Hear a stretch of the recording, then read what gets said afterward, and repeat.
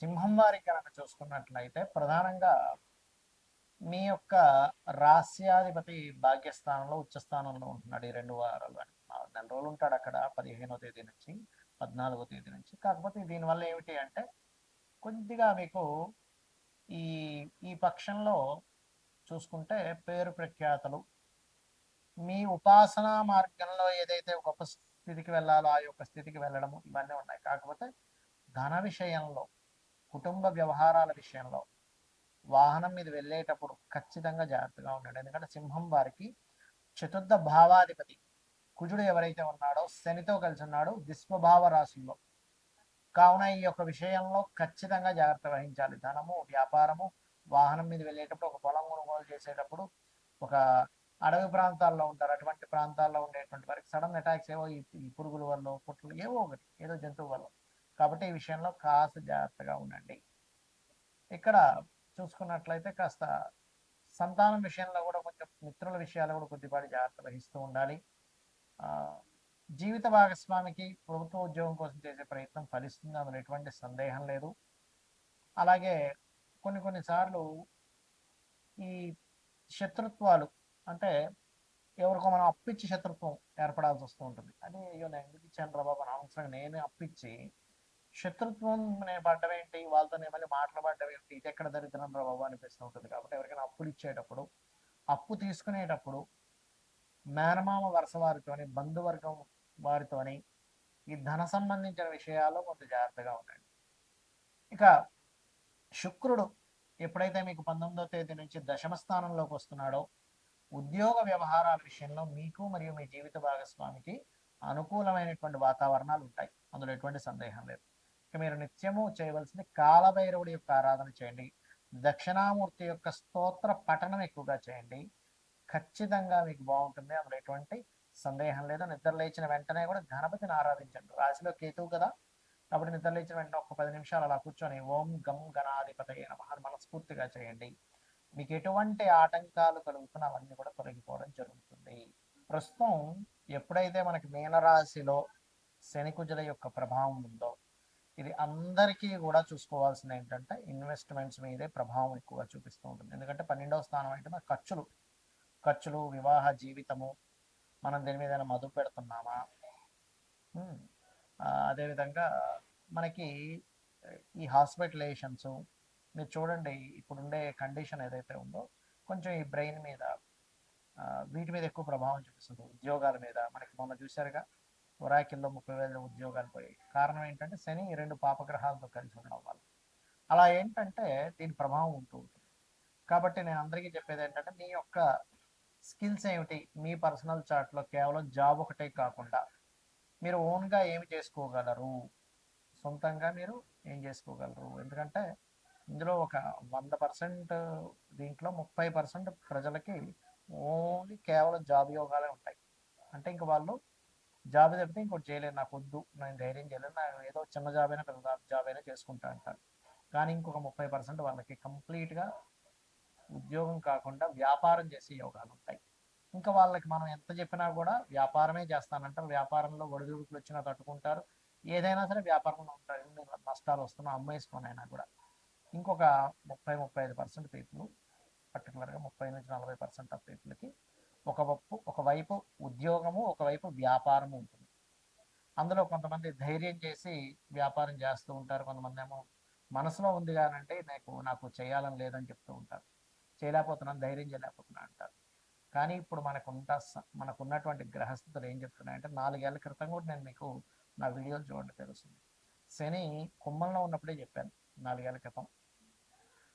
ఇది రాబోయే రోజులు మనం సొంతంగా మనకి మనమే ఏదైనా ఒక వృత్తిని క్రియేట్ చేసుకోవాలి, మనలో ఉన్న స్కిల్స్ ఏంటో గుర్తించాలి, మన ధనయోగాలు ఏంటో గుర్తించాలని చెప్పాను. అయితే ఇప్పుడు మరలా ఒకసారి అసలు మీ జన్మజాతకంలో ఏ కాంబినేషన్స్ ఉంటాయి, ఏ వ్యాపారం వైపు వెళ్ళొచ్చు అనేది తెలుసుకోవచ్చు. అది ఎలాగో చెప్తాను నేను మీకు.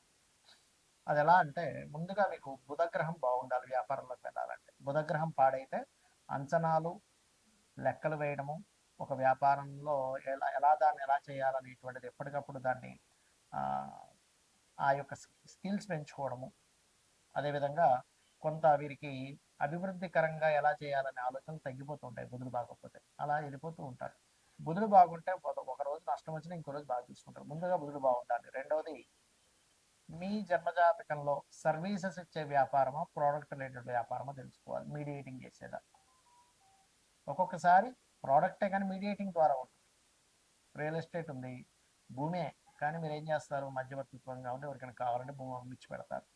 మరికొంతమందికి సర్వీసెస్ ఓన్లీ ఎలాగా అంటే ఇప్పుడు లా సర్వీసు, కారు అమ్మడం ప్రోడక్ట్ అనుకుంటే కారు రిపేర్ సర్వీసు, కార్ కావచ్చు, ఫోన్ కావచ్చు, బైక్ కావచ్చు, ఇప్పుడు నాలాంటి ఆస్ట్రాలజీ కావచ్చు, వాస్తు కావచ్చు, టీచింగ్ కావచ్చు, కన్సల్టెన్సీ సెంటర్స్ కావచ్చు, ఇవన్నీ సర్వీసెస్. అంటే మీ జన్మజాతకంలో సర్వీసెస్తా లేకపోతే ప్రోడక్టా, ఇది ఎట్లా చూస్తాం. 12వ స్థానం సంబంధం వస్తే సర్వీసెస్, 4th హౌస్ రిలేటెడ్ సంబంధాలు వస్తే ప్రోడక్ట్. ఇవేమీ కాకుండా ఉన్నాయంటే ప్రోడక్ట్, కార్ కూడా ఎక్కడ ఉన్నాడనేది చూసుకోవాలి. రైట్. అయితే ఇక్కడ మనకి చాలా చాలా విభాగాలు ఉంటాయి వ్యాపారంలో. మీకెందులో ధనం వస్తుంది అనేది చూసుకోవాలి. దాన్ని ఎలా చూసుకోవాలో చెప్తాను, మీకు మీరే చూసేసుకోవచ్చు. రెండవ అధిపతి అంటే ధనాధిపతి ఎవరు అనేది చూడండి. మీ ప్రతి లగ్నానికి రెండవ అధిపతి అనేది ఒకరు ఉంటారు. పంచమాధిపతి ఎవరో చూసుకోండి. అంటే మీ ఆలోచనాకారకుడు, లక్ష్మీ స్థానంగా చెప్తూ ఉంటారు. ఇక మూడవది భాగ్యాధిపతి, ఆయన ఎవరు, ఎలా ఉన్నాడు. నాలుగవది లాభాధిపతి, వ్యాపారంలో కావాల్సిందంటే లాభాలు లేదా అదృష్టం కొద్దీ కలిసి రావడం, భాగ్యం. పంచమం లక్ష్మీ స్థానం, రెండు ధనస్థానం. ఈ నాలుగిట్లో ధనాన్ని ప్రధానంగా మొదటి స్టెప్ తీసుకోండి. ఫస్ట్ సెకండ్ లార్డ్ ఎవరు, సెకండ్ పోర్ట్ఫోలియో ఎవరికి వచ్చింది, ఆయన వెళ్ళి ఏ గ్రహంతో కలిసాడు. ఆయన కుదరలేదు, తర్వాత భాగ్యాధిపతి, తర్వాత లాభాధిపతి, లేదా లాస్ట్లో పంచమాధిపతి చూసుకోవచ్చు. అంటే ఈ నాలుగిట్లో ఏది బలంగా ఉందో దానికి సంబంధించి చేయడం వల్ల మీకు బాగుంటుంది. అయితే ఇక్కడ ఈ అధిపతి ఎవరితో కలిశారో చూసుకోవాలి. రవితో కలిసి ఉన్నాడు, లేదా రవి రాశిలో ఉన్నాడు. మీరు ఖచ్చితంగా ఆరోగ్యాన్ని ఇచ్చేటువంటి వ్యాపారం ఏదైనా చేయొచ్చు. అంటే ఏముంటాయి ఆరోగ్యాన్ని ఇచ్చేది, హాస్పిటల్స్ పెట్టుకుంటారా, మెడికల్ షాప్ పెట్టుకుంటారా, జిమ్లు పెట్టుకుంటారా, న్యూట్రిషన్ అవుతారా, ఆర్ఎంపీ డాక్టర్ అవుతారా, ఆయుర్వేదంలోకి వెళ్తారా, హోమియోపతిలోకి వెళ్తారా, లేకపోతే యోగా థెరపీస్ లాంటివి నేర్పిస్తారా. అంటే మీరు చేసేటువంటి వృత్తి ఏదైతే ఉంటుందో ఖచ్చితంగా ఆరోగ్యానికి సంబంధించింది ఉంటుంది. ఫుడ్ పెట్టుకున్న ఆరోగ్యానికి సంబంధించిన ఫుడ్, హెల్తీ ఫుడ్. రైట్.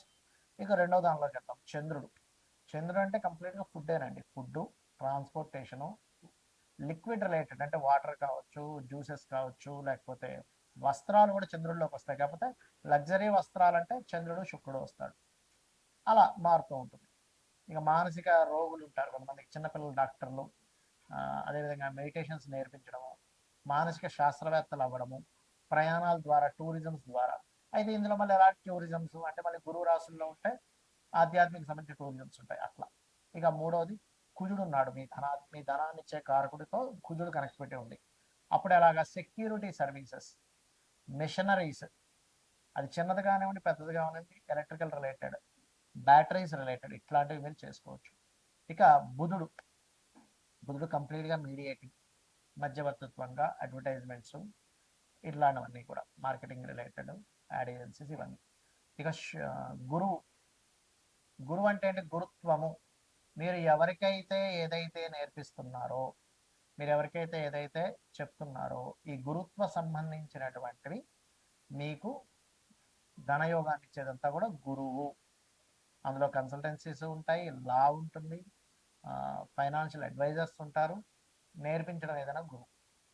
ఇక శుక్రుడు అంటే ఏమిటి, అందానికి సంబంధించింది. అంటే ప్రధానంగా మీకు ఇక్కడ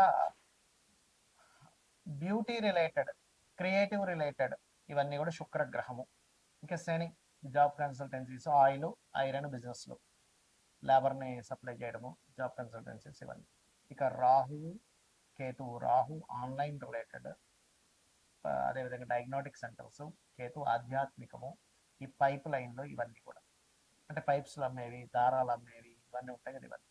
సో ఈ రంగాలు మీకు ధనయోగాన్ని ఇస్తాయి. అయితే ఇక్కడ మీరు ప్రధానంగా చూసుకోవాల్సింది, ఇప్పుడు నేను ప్రారంభించవచ్చా, లేదా 2-3 నెలలు ఆగాల, 6 నెలలు ఆగాలి.